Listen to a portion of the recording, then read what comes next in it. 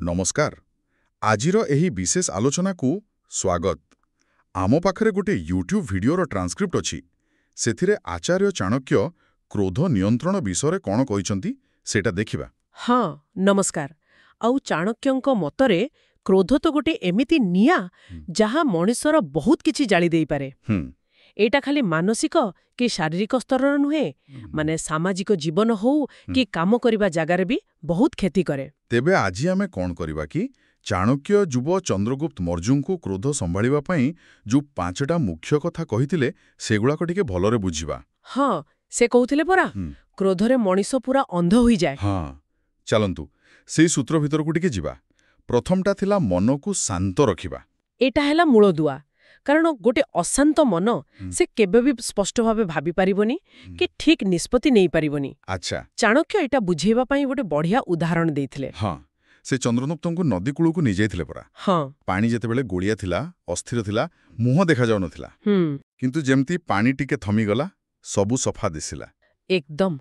तेणु कथाटा स्पष्ट जेतेबेले आम मनटा रागरे कि चिंतारे कि आउ को भावनार पूरा उठुथाए पड़ुथाए सेतेबेले आमर बुद्धि भी धुआणिया ही जाए। ठीक तेणु किछि भी बड़ पदक्षेप नेबा आगुरु मनर से अशांति को ठंडा करिबा निहाती जरूरी। मन शांत रहिले निष्पत्ति ठीक हबो किंतु क्रोध आसीगले खाली निष्पत्ति काईकी आमे कोन कहूचे सेटा भी तो गड़बड़ होई जाए ना। एटा परवर्ती नियम सह जोड़ा। अच्छा एग्जैक्ट ठीक कथा। और चाणक्य ए कथा उपरे भारी जोर देइछंती रागी की किछि कहिबा आगुरु निजकु अटकेबा। से कहूथिले रागरे मुहरु बाहरी थिबा कथा सेटा खंडार धारठु भी बेसी काटे। थरे बाहरी बदा माने गला ताकू आउ फेरे आनी हबनी। आउ तार जो घा सेटा बोध सबुदिन पाए रही जाए। निश्चय देहर घा सुखी जाए पारे किंतु कथार घा सीटा संपर्करे गोटे पक्का दाग छाड़ी दिए विश्वास भांगी जाए। सेठी पाई चाणक्य कहूथिले राग आसिले हुए तो चुप रही जाओ नहले बहुत भाबी चिंतिकी कुह टिके थंडा हेला परे कथा हेबा सबु बेले भल। हेले कहिबा सिना सहज करिबा बेलकु बहुत कष्ट। जेतेबेले केही आमुको किछि कहि दिए माने पर्सनल अटैक करे अपमान दिए सेतेबेले सेही लोकटा को छाड़ी खाली समस्याटा को देखिबा केमती सेटा तो तृतीय नियम ना। हाँ समस्या उपरे ध्यान दियो लोक उपरे नुहा। एटा वास्तविक गोटे कठिन अभ्यास किंतु भारी कामिका। चाणक्यंक मतरे जे तमकु अपमान करुछि से प्रकृतरे तम धैर्यर परीक्षा नौछि। अच्छा तेणु से लोक उपरे रागी निज शक्ति नष्ट करिबा बदलरे परिस्थितिटा कौन बोली बुझिबा दरकार आउ समाधान कौन हेई पारिबो से बाट खोजिबा दरकार। आउ सबुटु भलो जवाब हैला निज कामरे सफल हेबा। हाँ चाणक्य तो सेया ही कहूथिले सेही रागकु से अपमानकु निज काम पई प्रेरणा बनाओ।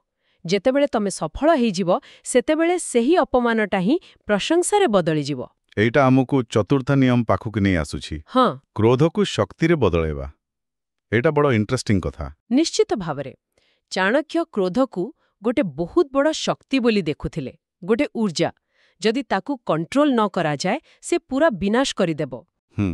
किंतु जदि ताकू ठीक बाटो देखा जाए सेटा मनीष को बड़ बड़ काम करने को प्रेरणा देई पारे। इतिहास रे त एमती बहुत उदाहरण अछि जो माने निज अपमान को निज राग को गोटे इंधन बळी व्यवहार करिसंती। हाँ स्वामी विवेकानंदଙ୍କ कथा भी एठी मने पड़े राग को निज लक्ष्य आड़कू मुहाई देवा कथा। तबे एथरु कोन बुझा पड़ुछि कि चाणक्य राग को पूरा चापी देवा को कहनांती। ना ना सेमिति नुहे बरं ताकू गोटे शक्ति भावरे देखि ताकू ठीक दिग देबाकू कहउछंती। भूल बाटेरे गले सेटा विष परी काम करे किंतु ठीक बाटेरे गले सेटा अमृत परी। भल कथा। आ शेषरे पंचम नियम निष्पत्ति नेबारे डेरी न करिबा। हाँ माने रागी जाई काम को पके रखिबा ठीक नय। हाँ कारण समय तो काहाकू अपेक्षा करेनी।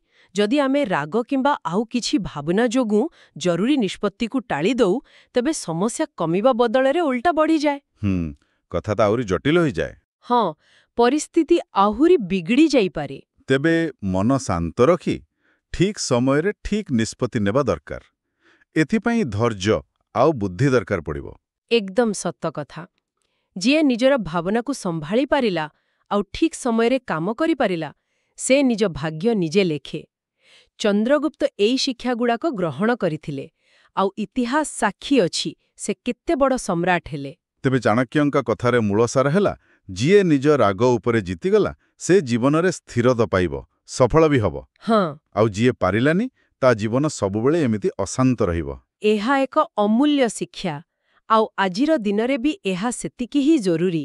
ତେବେ ଏ ଆଲୋଚନାର ଶେଷରେ ଗୋଟେ କଥା ମନକୁ ଆସୁଛି। କୁହନ୍ତୁ। ଯଦି ରାଗକୁ ନିୟନ୍ତ୍ରଣ କରିବା ମାନେ ନିଜ ଭାଗ୍ୟକୁ ନିୟନ୍ତ୍ରଣ କରିବା ସହ ସମାନ, ତେବେ ଆମ ଜୀବନର କୋଉ ଦିଗରେ ଏ ଆତ୍ମନିୟନ୍ତ୍ରଣର ଶକ୍ତି ସବୁଠୁ ବେଶୀ ପ୍ରଭାବ ପକାଇ ପାରିବ? ଏଇଟା ନିଶ୍ଚୟ ଭାବିବା ଭଳି କଥା।